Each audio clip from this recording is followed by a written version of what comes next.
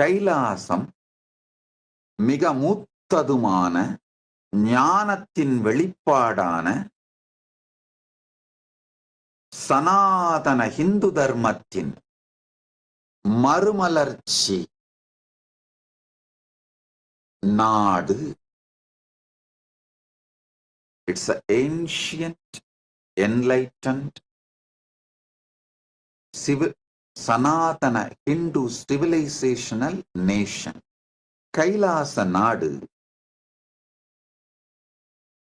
சனாதன ஹிந்து தர்மத்தின் அதன் ஞான பரம்பரையின் பூரண ஞான சுமலர்ச்சி செய்வதற்காக உருவாக்கப்பட்ட நாடு.